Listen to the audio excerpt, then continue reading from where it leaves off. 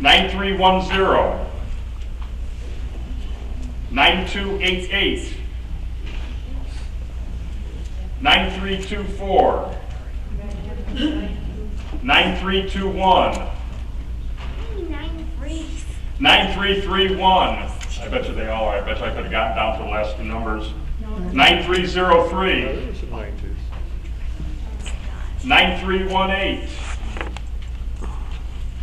9301, and 9294. Lesson learned, we're going to switch to three numbers. So that's going to be, where's that going to go, outside? Yep. Right outside. Stop by and see Jan to pick up your goodies. Yep. Okay. Hey, Roy. There's a whole lot more. Yep. I want to introduce our planning committee. I'm the chair, but there's a bunch of people that really did a lot of work. We're not going to call them up, but if you could just raise your hands. Waylon and Ann Bauer. Waylon's there. Ann isn't here, is she? Okay. Rusty Case, you've seen him present. Terry Dufek, you saw him present. Roy and Jan Gustafson, don't trust Roy. Dale Hackle, Dale's our treasurer. He had the rough job. Dino Milani, our webmaster and AV guru. Alan and Sarah Scheidler. Alan's our president. Sarah keeps real close control on him. And I really have to do, my wife didn't jump in at a lot of the meetings, but I always had her read the correspondence. I sent out a lot of correspondence. I had her read it first, because with me there's a fine line between, hey, that's pretty funny and that's stupid. So she actually can't filter me now, and I actually can't predict what's going to come out of my mouth. So I intend to not insult anybody, but so that's our planning committee. Had a lot of hard work. We had a lot of good time. I got to know these guys really well the last year. I had not known one of them for only about a year beforehand, so great group to work with. What I've got now is a history of the Popular Astronomy Club. Roy kind of knows all the cool stuff about everything. I'm going to give you this because I don't know if that one's working. Oh, I don't need it. Oh. Remember, don't trust me. Yeah, exactly. 10 minutes. Let's go back. What does it work? No? There you go.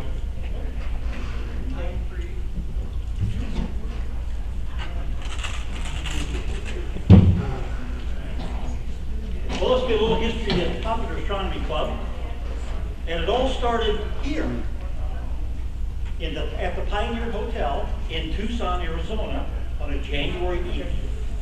Our club founder, who worked for John Deere, was on a business trip when he and another participant went to the roof of a hotel to look at the mountain peaks in the distance. Okay. The other gentleman had a pair of binoculars and was sharing them with me. Casually remarked that the Orion Nebula looked particularly beautiful that night. Our founder had never even heard of the Orion Nebula and wanted to see it. He took one look and said that something snapped inside him and he was hooked on a new hobby of astronomy. That gentleman was Carl Gamble from Moline. Carl borrowed a 6-inch telescope and started his outreach program. He was in constant demand, giving lectures and showing the beauty of the heavens with his telescope all over the Midwest. A friend of his, a Mr. Oscar Devaney from Monterey Park, California, wrote to Carl and said, "You should start an astronomy club." And on October 29, 1936, the Popular Astronomy Club came into existence. Per Carl's words, the purpose of the club is to gain knowledge of the universe, not to make any scientific discoveries. Carl didn't have a permanent observatory, so he had his star parties at the Oakwood Country Club. When the crowds grew to more than 1,000, waiting to get a glimpse through his one telescope, the country club asked him to quit meeting there and find someplace else to go. Golf is more important. So Carl and his wife bought 20 acres of land on the southern outskirts of Moline and and built his observatory, which he called Sky Ridge, with rooms for a library and a meeting room for the club. Carl installed a 5.5-inch refractor, a Zeiss refractor, and was ready to continue his outreach without any hassle. In 1941, 150 amateur astronomers gathered in Washington, D.C. to draw bylaws and a constitution for a new national organization later to be named the Astronomical League. The Popular Astronomy Club was one of 12 charter members of this new organization. The warriors took their toll, and it wasn't until July 4th, 1947 that this organization had enough support and became the organization it is today. On July 17, 1953, PAC hosted the North Central region of the Astronomical League for the first time at the Sky Ridge Observatory. When Carl died, he specified in his will that the Augustana College should receive his observatory and move it to a suitable location. Our next president was Dr. Harry Nelson, a professor of astronomy and mathematics from Augustana College. He was a good friend of Carl and his wife, and was a great astronomy enthusiast. Dr. Nelson secured the funding and built the Carl Gamble Observatory and the John Muir Planetarium on the campus of Augustana campus. The dedication ceremony was on May 2nd, 1969. You will see this when you visit the planetarium tonight if you choose to join us. On February 10th to the 12th, 1972, Dr. Nelson presented a seminar on space exploration. The most famous guest was Neil Armstrong, the first man to walk on the moon. Dr. Nelson received a moon rock on loan from NASA for that seminar. Before Neil came to Augustana, he wanted to find out if it was his moon rock. So he got the number from Dr. Nelson, and sure enough, it was a rock that he had picked up on the moon on July 20th, 1969. Apollo 11 material is hard to get, but when Neil wanted his rock, he got it. Here we see Neil at a panel discussion with another celebrity, Dr. James Van Allen, discoverer of the Van Allen radiation belts that surround our Earth. And I might note that Dr. Van Allen was also a member of our astronomy club. Dr. Nelson kept a log of all who got a chance to view the moon rock, and over 1,000 did when it was at Augustana College. As a side note, my wife, who was a student at Augustana College at the time, did not.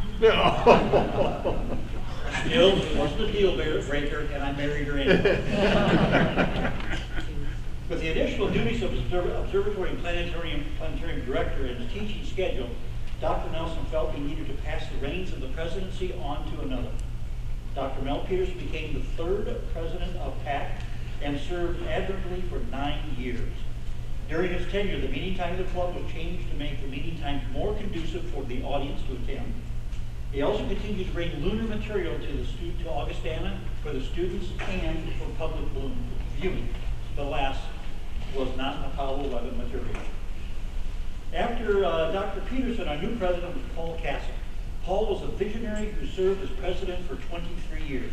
And I know some of you in here know Paul or knew Paul. On April 12, 1986, PAC again hosted the NCRAL Convention. Those pictured in attendance are here at that time. The convention was held at the John Muir Planetarium at Augustana College.